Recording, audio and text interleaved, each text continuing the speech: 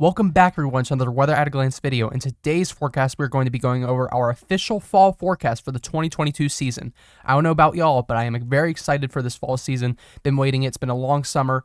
So without further ado, let's get into today's video.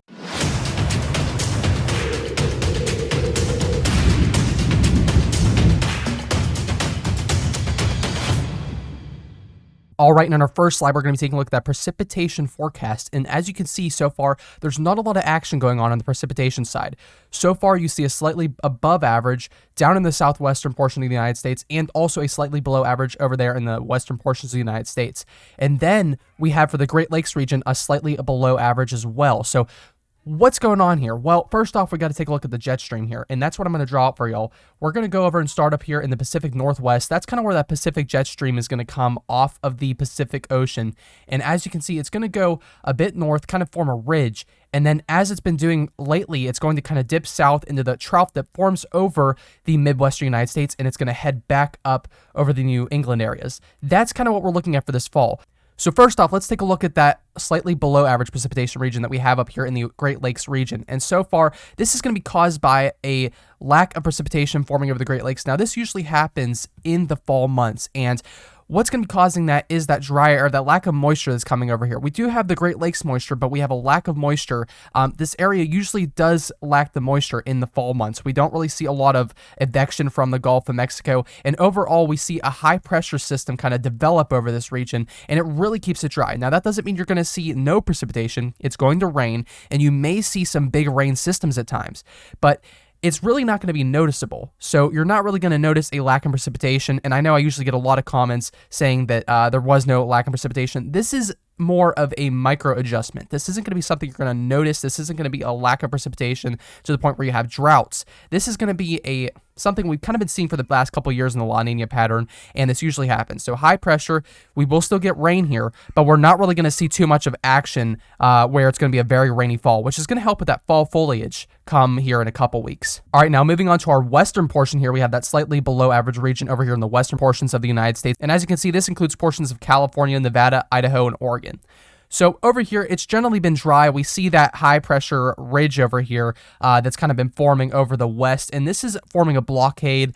We have been getting a little bit of moisture up here into this monsoon region, but we really haven't seen any moisture being evected up here into the California area, over into the Nevada, and up into Oregon and Idaho. So the jet stream is going to keep that locked. We're not really going to see too many systems come down that way, and it's going to be very dry there. It's going to be consistently dry. It's already the dry season there, continuing dry season, but we really aren't going to see too much precipitation whatsoever for that region throughout the fall months. All right, now for our final region here on the precipitation forecast map, we have our slightly above average region, and this is a very unusual placement. We usually don't see this too often. Last year's monsoon season lacked a lot, but this year we have a very active monsoon season, and despite all the other areas across the United States that could have this position, the southwestern United States for Arizona, Utah, Colorado, and New Mexico, as well as Texas, are all holding this right now because of their ongoing monsoon season. We haven't seen a lot of extra precipitation that is usually not expected for this time of year, even during monsoon season. And though this won't likely relieve too much of the drought conditions that have been going on for quite some time now, this will help with relief to crops, anything that has been really dried out over the course of the past year or so when monsoon season didn't really occur last year. So we're going to see a lot of extra precipitation. If you look, we have those quick sporadic floods, and then they usually soak up into the ground. But with that dry soil that has not had rainfall in so long, whenever this rainfall falls, it gets saturated very quickly, and that's why we have these quick floods. So again, nothing too noticeable right now. It's not going to be above average because we still aren't really relieving those drought issues that we've had for so many years, but it is definitely going to be slightly above, and it will be something slightly noticeable that y'all are noticing out there with all the rainy conditions. All right, and on our next slide, we're going to be taking a look at that temperature outlook for the fall forecast of 2022. And first off, we're going to take a look at our western portion here. We have a very large region of slightly above average temperatures. Now, if we take a look at this large region, this covers most of the western United States. This goes from Washington all the way down to Southern California, and down to Arizona and all the way back up again through Montana, Idaho, and Washington again. Now, this region is going to be formed by that jet stream. Now, we've seen a lot of that hot air being locked up with that ridge that we were talking about. We have that high pressure ridge right there, and that's going to be holding a lot of that hot air in place. This high pressure ridge doesn't look to be moved around that much. This northern portion here may be variable at times. We may see colder conditions, maybe slightly below average temperatures, even below average temperatures at times. But for the most part, we're going to see a consistent warm pattern here in the western United States, I do believe, throughout much of the fall season. Now, as you can see, we did show that jet stream pattern earlier. We saw not really this far of a dip in the trough that forms.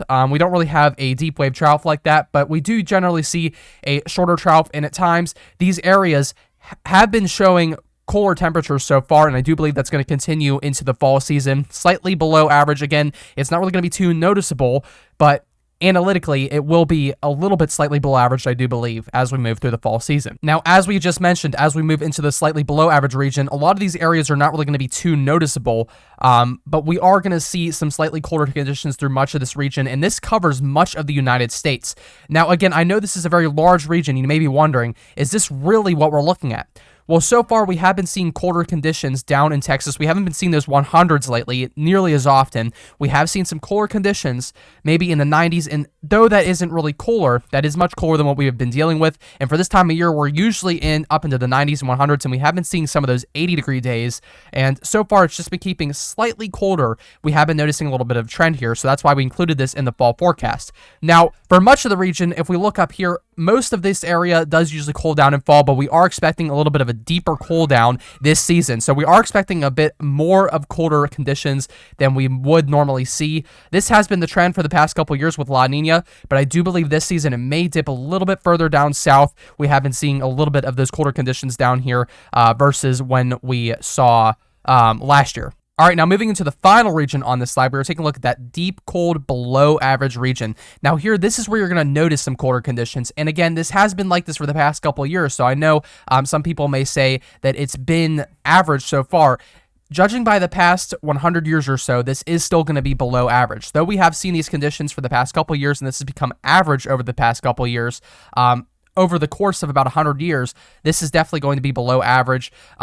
Just temperatures a lot colder than they normally would be. We're seeing temperatures into the 60s and 70s and just way colder temperatures than we normally would see for these autumn times. Now, this is the deep north, so we are looking at this deep Great Lakes area that does get impacted very widely by cold Arctic invasions. And especially around this time of year when we start getting those big Arctic cold fronts, these areas do cool down significantly, but these are going to be a little bit of generalized colder conditions. So instead of being really cool after a cold front moves through, we're generally going to be seeing a lot of cold conditions over pretty much every single day. So instead of seeing those 80s and 90s that we usually see in the autumn times, maybe even 70s and 80s, we're going to see a lot more of 60 to 70 degree days up here in these areas. Now, that doesn't mean you won't see a 90 degree day this fall. That just means that you will be seeing a bit more colder conditions than you normally would have in past years. All right, now in our final slide of the entire presentation, we're going to be taking a look at our official fall forecast map. So this is going to show you a generalized area of what your region can expect. Now, as we always do, I'm going to start off in the Pacific Northwest, and along the coastline, we see this widespread area of this light blue, kind of greenish color, and this is going to be the cool and wet region. So we have been seeing a bit of that Pacific jet stream pattern going on where we see a good bit of precipitation coming in off the coastline, and I do believe that's going to continue into the fall months. You're going to be seeing a bit of rainy conditions here, and even though some of those areas in California were put in that slightly below average precipitation area, I do believe there still will be rainy conditions at times for those areas in California that are in that blue-green color. So generally cool and wet here for this region. We are going to be seeing a lot of those rainstorms move off of the Pacific jet stream onto the coastline, and cooler conditions due to the slightly below average temperatures that form along the western coastlines.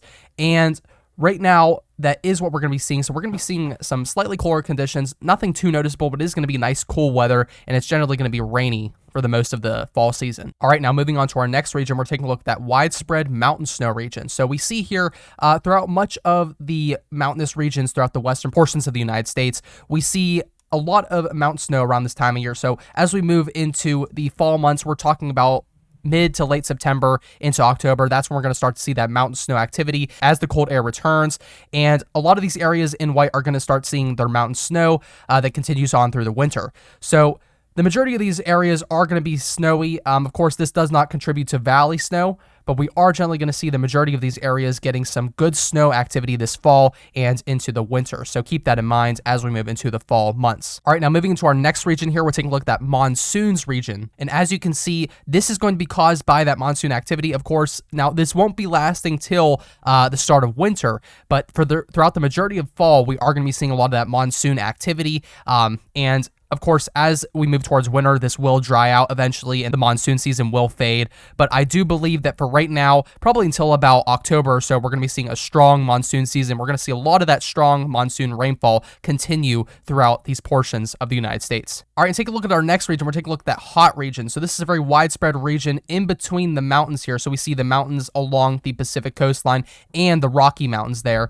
And as you can see, this widespread region is expecting hot conditions throughout much of the fall season, as they usually do, but generally this area is going to be kind of arid and dry and just generally hot throughout the fall months. So it's not really going to be too much of a cold fall as we would experience over here in the Great Lakes region. It is definitely going to be a hot fall, and though that is normally what y'all expect out there, it's just generally going to be a generalized hot fall season. All right, now moving on to our next region, we're taking a look at that warm region, this giant orange region over here covering portions of Montana all the way down into the central United States. Now, a lot of these areas are going to be experiencing very warm conditions. We're not really going to list this as hot because as we move into the fall, latter fall months, we're going to see some cold downs come through with those Arctic invasions and other very strong cold fronts that we normally see throughout this time of year. But for the most part, this area is going to be very warm, and as we move into the later fall months, it will cool down. But for the start off, we're going to see some hot conditions, then warm throughout much of the fall season, and then we'll kind of have a cool down later. All right, now moving on to our next region here, we're taking a look at this large area of dry conditions. Now, this isn't going to be slightly below average precipitation. This is going to be a usual activity that goes on during the La Nina years. And as you can see, during our fall season, we're going to be expecting some drier conditions along here. Not a lot of low pressure systems forming around here. Again, when that jet stream kind of comes down here and forms that trough, we're generally going to see the low pressure systems initiate over here and kind of trek down through this way. But we're not really going to see too much of any precipitation action for the dry region here. So generally, it's going to be a nice fall season, but it is going to be dry. All right, now moving on to our next very large region over here, we have the stormy region that stretches all the way from New Mexico and Texas all the way over to the eastern United States, out here into Appalachia and into Virginia and areas and states over there. So as you can see, a lot of these areas are going to be getting that moisture from the Gulf of Mexico. It's going to be kind of locking in that moisture with the jet stream, and oftentimes it's not going to be severe, but it is just going to be very rainy. It's going to be kind of similar to the monsoon region, only this region is used to getting that stormy activity around the fall months and into winter. So you will be seeing a lot of stormy activity, generally just very quick pulse storms, but you could see some QLCS style systems and MCS systems move through there. So those are large scale rain events, but for the majority of the time, it's just going to be quick pulse thunderstorms that you usually see in the summertime. Those are going to continue on throughout the fall, and I do believe those will continue into the winter months as well, as we see those big warm-ups and big moisture swaths move in from the Gulf of Mexico. All right, now moving on to the next region that we cannot miss. It's this large tropical area over here. So we have this large tropical activity region here, and this stretches all the way up to portions of New Jersey. And as you can see, this is stretching from all portions of the Gulf of Mexico coastline all the way up through the majority of the Atlantic coastline. Now, this doesn't mean you are going to see a hurricane if you live in this region. What this does mean is that we are reaching that time of year where we do start to see a lot of tropical activity, and I do believe here soon these areas will see tropical activity. Now, it is not sure exactly where, of course, but if you do live in this region, you just have a general risk of seeing tropical activity this season, so keep that in mind as we move throughout the fall months. All right, now moving up here to the Great Lakes and Ohio Valley region here, we're going to be looking at a severe weather region. So this is kind of where all the ingredients combine. We see here both the stormy region and the large cold downs region kind of combine there. So what this is going to be doing is we're going to have some large cold fronts. Again, those cold fronts that come through around this time of year, we're going to see those cold fronts set up with those low pressure systems, and we're going to see large cold air masses move through, and we're going to see some warm air advection as well from the Gulf of Mexico. So this is going to be creating a nice environment for storms to form. And then, not to mention, we already have wind shear from those troughs developing. So we've been seeing those shortwave troughs develop. This is normal for this time of year.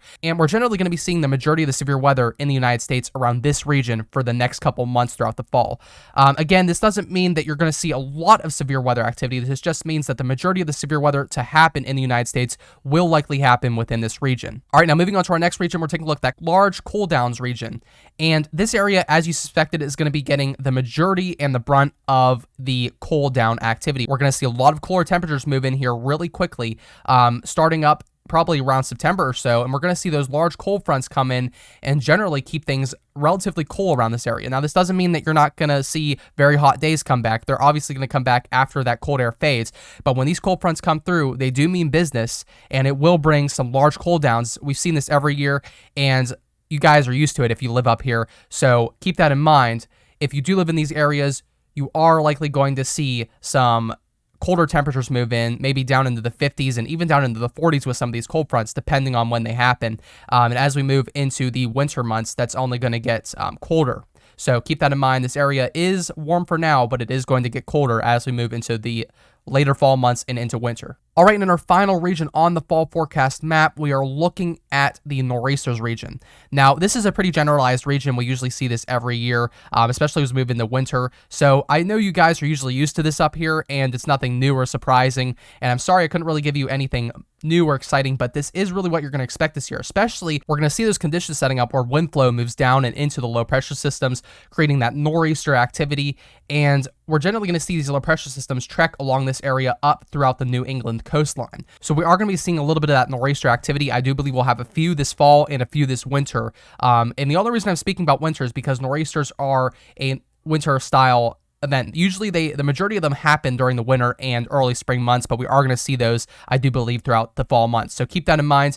Nothing too extreme, but I do believe that we could have a few nor'easters move through here with these low pressure systems that develop over the Great Lakes region and move eastward and up along the New England coastline. I want to thank you all so much for watching today's forecast. I would ask you consider subscribing for more U.S. forecasts free of charge, and I would ask you consider following the Weather at a Glance official Facebook page for more inside information and complimentary personal forecasts when you message me on my Facebook page. Again, I want to thank you all for watching, and I will see you in the next video.